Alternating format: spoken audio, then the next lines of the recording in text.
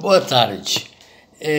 Eu resolvi fazer um vídeo para falar da matéria que eu trabalhei hoje de manhã com a turma 224 e eu acho que é interessante divulgar para quem não participou da aula online.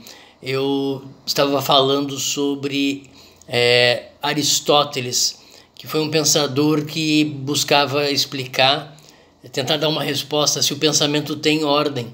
Essa foi uma pergunta que eu fiz algumas semanas atrás e a ideia, antes mesmo de apresentar Aristóteles para os alunos, era de questionar os alunos a partir da sua experiência de vida se o pensamento que passa na nossa cabeça, que a gente percebe, ele tem alguma ordem.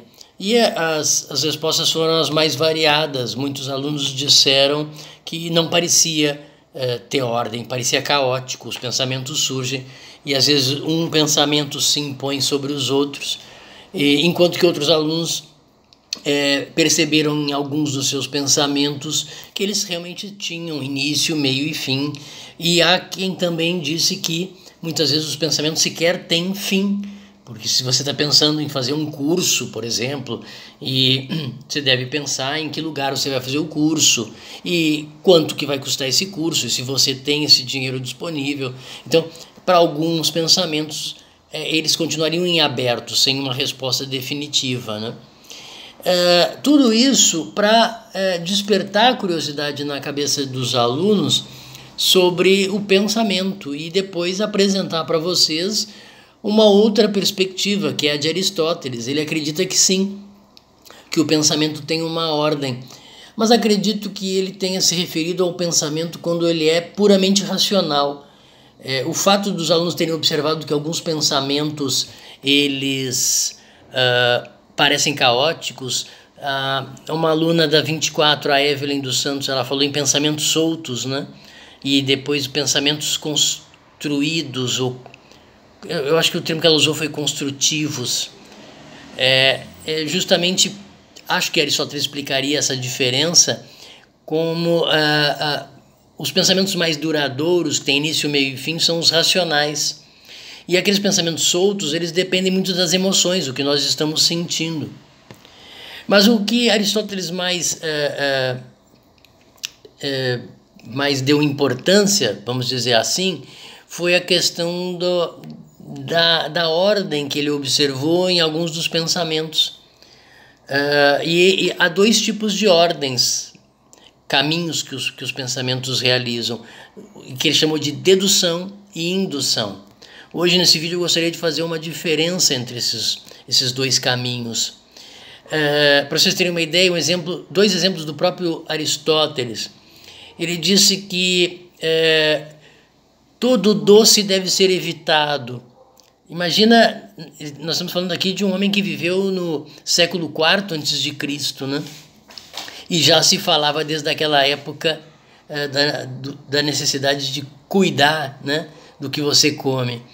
E quando você parte dessa ideia, desse pensamento que surge na cabeça das pessoas e na cabeça de Aristóteles, de que todo doce deve ser evitado, segue daí que se você observa um doce na tua frente, logo a consequência desse pensamento é que se todo doce deve ser evitado e eu estou vendo um prato ali cheio de doce, logo a consequência é que aquele doce deve ser evitado.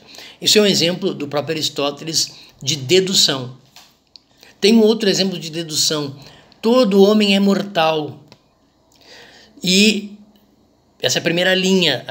É bom lembrar que toda dedução tem 3 linhas. Mostrar o dedo, 3, né? E todo homem é mortal. Ora, Sócrates é um homem.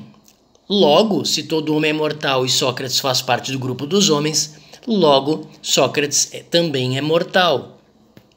Esses são 2 exemplos de dedução dadas pelo próprio Aristóteles. Agora, o que é interessante é que, primeiro, a dedução parte de uma verdade. Todo homem é mortal, ou todo doce deve ser evitado. Agora, como é que se chega a uma dedução? Como é que alguém chegou à ideia de que doce deve ser evitado? Ou como é que as pessoas chegaram à conclusão de que todo homem é mortal? Aí existe um outro caminho do pensamento, que não é o pensamento dedutivo, é o indutivo. Indutivo. Não, vejam que indução, dedução, lógicas aristotélicas, elas não são palavras que nós usamos normalmente. Fulano deduziu tal coisa, ou induziu ao erro. Não tem sentido, não tem uma relação entre o uso que nós fazemos dessas palavras habitualmente, diariamente, para o uso lógico, tá? Agora, como é que se chega a uma dedução? Como é que as pessoas sabem que todo homem é mortal? É porque elas observaram Platão morreu de velhice, que era homem, né? Morreu de velhice. Quem mais? Tanta gente aí, sei lá. Maria Bonita, que é parte do ser humano, do grupo dos seres humanos, morreu assassinada, mas morreu. Enfim, uma série. Sócrates morreu, já que falamos dele, porque ele era, sendo homem, fazendo parte do grupo dos homens, ele foi um homem que morreu e, no caso, ele teve que beber veneno, porque ele foi sentenciado à morte em Atenas, né, acusado de... Os alunos dos primeiros anos devem lembrar, foi acusado de corromper os jovens ao ensiná-los a filosofar. Então, a dedução, a primeira linha da dedução, que é todo homem é mortal, é uma verdade, mas só é uma verdade porque ela nasceu da indução. Ou seja, observamos Platão, observamos Sócrates, observamos tantas pessoas, eu citei o exemplo da Maria Bonita, e essas pessoas e tantas outras, fazendo parte do grupo dos homens, dos seres humanos, né? Se observou que elas, de um jeito ou de outro, por uma causa ou por outra, morrem e morreram. Então, só depois que a gente examina vários casos particulares é que então se pode concluir, né? Platão, que é um ser humano, morreu de velhice. Maria Bonita, que é um ser humano, morreu assassinada. Sócrates, que é um ser humano, morreu porque bebeu veneno. E logo, todos os seres humanos são mortais. Aqui, quando a gente diz todo homem é mortal, é o homem no sentido de, com H maiúsculo, aquele que pertence ao grupo dos seres humanos, da humanidade, né? Então, vejam que a primeira linha de uma dedução nasce de um outro caminho de pensamento, que é a indução. A indução, ela pega vários exemplos e une numa lei, numa conclusão geral. Geralmente é todo homem, ou o exemplo que a gente disse, né? Todo doce deve ser evitado, todo homem é mortal.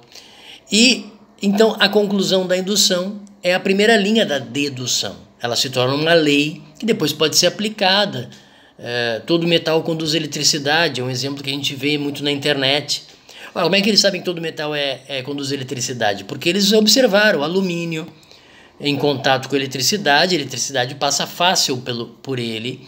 O cobre, se observou a mesma coisa, ferro, ouro, níquel, qualquer metal, é capaz de conduzir eletricidade. Então, observando vários tipos diferentes de metais, se observou que a eletricidade passa muito fácil por eles e, portanto, se chegou à conclusão e essa conclusão é uma lei científica. Todo metal conduz eletricidade. Então, se você sabe disso, você tem a primeira linha da dedução.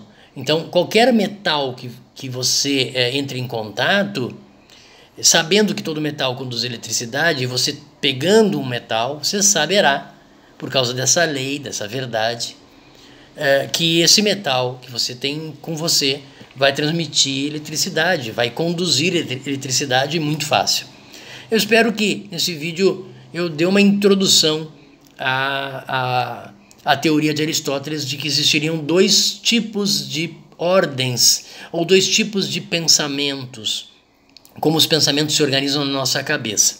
Não tenham pressa, semana que vem pretendo escrever um texto sobre essas duas formas de pensar, segundo Aristóteles, e depois vou cobrar um exercício só para que vocês relacionem essa teoria com o dia a dia da vida de vocês, tá? mas não tenho pressa, isso eu só vou postar semana que vem.